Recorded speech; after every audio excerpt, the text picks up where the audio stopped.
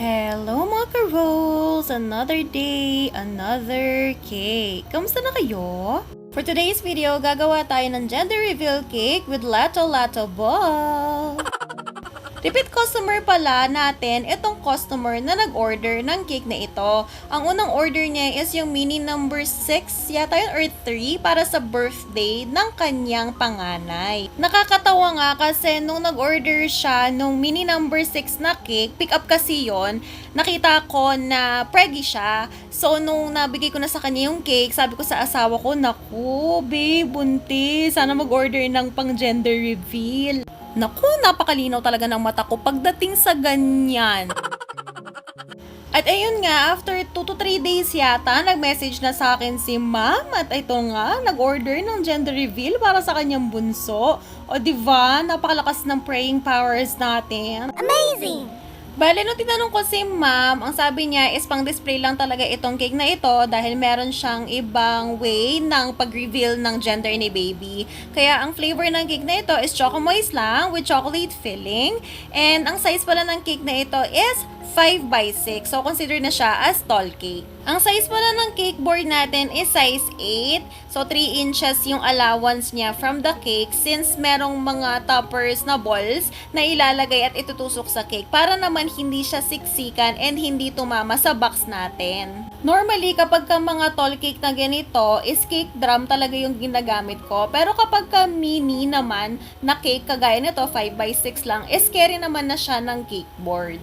And kung nakita nyo kanina, naglagay ako ng Zagu straw sa gitna kasi aside sa tall cake siya is meron tayong chocolate filling na lumalambot sa room temperature. So para sigurado na hindi huhulas or hindi babagsak ang cake natin. Meron sila na inspiration na design sa akin si ma'am, pero meron lang siyang specific request dun sa topper.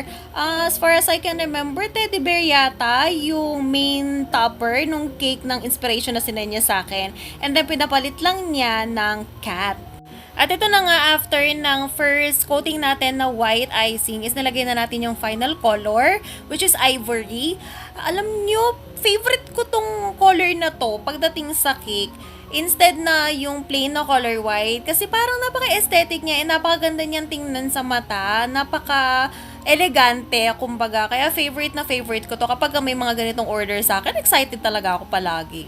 Nakapag-post na rin ako ng mga ibang cake orders ko na ivory yung pinaka-base color natin. So, kung paano ko na-achieve ito, meron akong specific na video tutorial para malaman ninyo if ever na interested kayo. Bale, brown and yellow lang yan. Pero it's best na panoorin nyo yung video tutorial para matutunan nyo na rin. At ito na nga, nilalagay na natin yung cat na main character or main topper ng cake na ito. Nakakatuwa nga kasi first time kong gumawa ng cat na fondant. Although, almost the same lang naman siya sa teddy bear, diba? Meron lang siyang ibang details para magmukhang pusa. Kaya sanay na talaga ako sa mga ganitong design.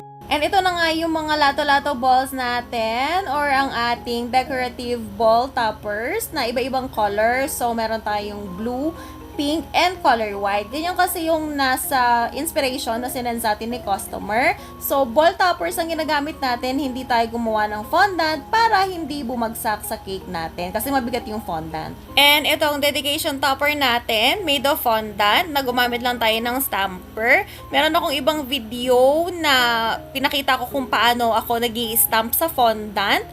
Panoorin nyo na lang yon, and then pinahiran natin siya ng gold luster dust.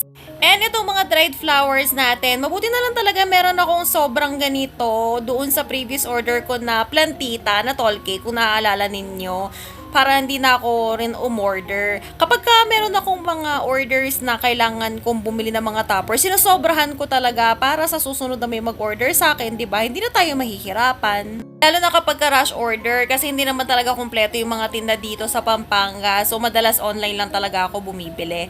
At ito na ang final result.